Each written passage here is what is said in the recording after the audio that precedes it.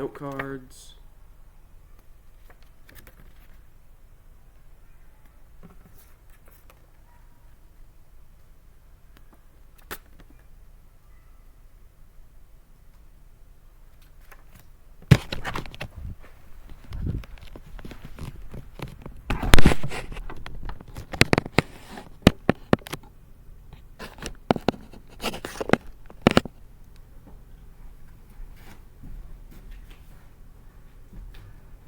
Hi there, my name is Drake Meyer and I'm going to be doing my informative speech on Toby Keith. What do you think of when you tend to think of country music? A lot of people tend to think of cowboys, trucks, beer, and corn. Well, one thing I think of is not really a thing, but more of a person. I tend to think of Toby Keith. I think Toby Keith is an artist who perfectly shows the spirit of country music, from his brash personality and his unwillingness to hide his true personality from the world. In this speech, I'm going to be using the research I've done on Toby Keith to inform you all about his life and his legacy. So in order to start telling the story of Toby Keith, we have to figure out where he began. So Toby Keith was born on July 8th, 1961 in Clinton, Oklahoma, but his family later moved to Oklahoma City, where he spent most of his childhood and early years. He received his first guitar when he was 8, and he spent a lot of his time practicing his guitar with the cover bands at his grandma's tavern. He graduated from high school, and he decided to go into the same line of work as his dad, which was working in oil fields. He also played semi-professional football for the Oklahoma City Drillers.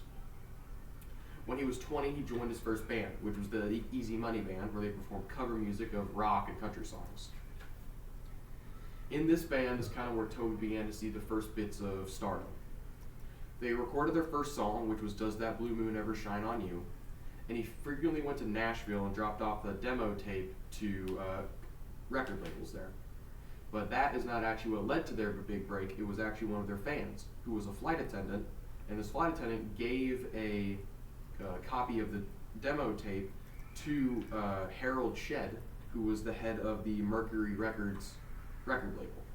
So Shedd immediately listened to this demo tape and flew straight to Nashville to give Toby a contract. His first album had the song Should Have Been a Cowboy, which was their first real big hit. Eventually they did switch record labels over some disagreements, so they switched to DreamWorks Nashville. Their next album, How Do You Like Me Now, kind of began to show the personality that Toby was known for now, which was being a little bit brash, loving his country, and being unapologetically himself. However, Toby's early career was not free from controversy. After the 9/11 terrorist attacks, his song Courtesy of the Red, White, and Blue released, which was very popular with veterans because he made a statement on how we need to get retribution for the attacks that were made on America, which naturally caused some controversy with other countries and with people who were less patriotic. As Toby's early career came to an end, his business did not slow down. He began to diversify, opening restaurants and even starting his own brand of mezcal. He also started his own record label called Show Dog Nashville. And he still was releasing music throughout this whole time, including his most popular song, Red Solo Cup. Unfortunately, in 2021, Toby was diagnosed with stomach cancer and eventually succumbed to the disease in 2024 at the age of 62. The legacy that Toby left is really his unique personality and his love for country music and his love for his nation.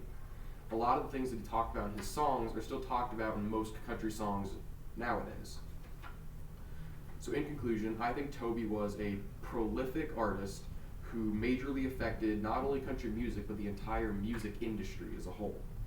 Almost everybody you talk to who listens to country music will agree that he was and still is essential to the genre. And his humble beginnings really can inspire us to think that even if you come from a small town in Oklahoma, you can still be a big country artist. Thank you for your time.